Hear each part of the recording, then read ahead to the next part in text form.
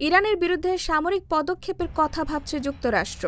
মধ্যপ্রাচ্যে চলমান উত্তেজনার মধ্যে ইরানের পারমাণবিক স্থাপনায় হামলায় ইসরায়েলের সঙ্গে যোগ দিতে পারে যুক্তরাষ্ট্র, এমন ইঙ্গিতই দিয়েছেন মার্কিন president Donald Trump.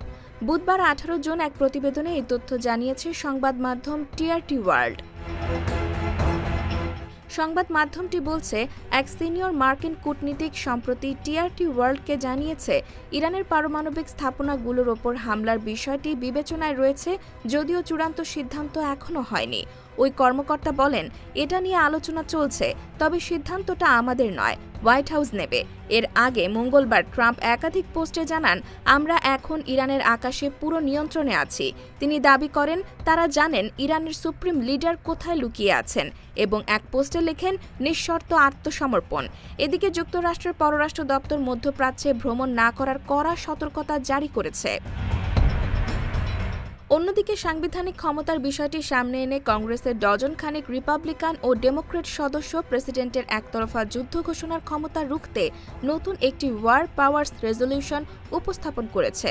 Senator Bernie Sanders, Elizabeth Warren, Chris Murphy, Rand Paul প্রমুখ সিনেটররা যুদ্ধবিরোধী অবস্থান নিয়েছেন। অবশ্য ট্রাম্পের নিজের ঘর অর্থাৎ আমেরিকা ফার্স্ট ঘরানার প্রভাবশালী নেতারাও যুদ্ধবিরোধী অবস্থান নিয়েছেন।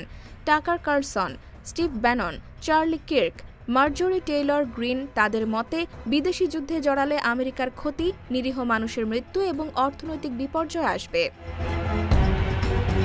বিশ্বস্ত সূত্র বলছে, ট্রাম্প ইরানের ফোর্দো পারমাণবিক কেন্দ্রে হামলা চালাতে সামরিক সম্পদ ব্যবহারে আগ্রহী, যদিও তিনি এখনও চূড়ান্ত যুদ্ধ চান না।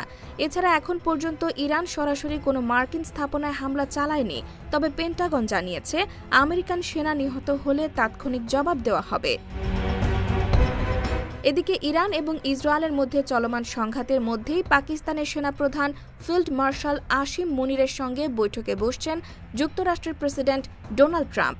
আজ বুধবার স্থানীয় সময় দুপুর 1টার দিকে হোয়াইট হাউসের ক্যাবিনেট রুমে হবে এ বৈঠক। হোয়াইট হাউস সূত্রে জানা গেছে, পাকিস্তানের সঙ্গে সীমান্ত আছে ইরানের।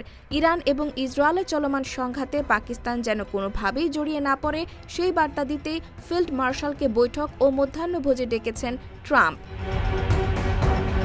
IBTV USA, New York।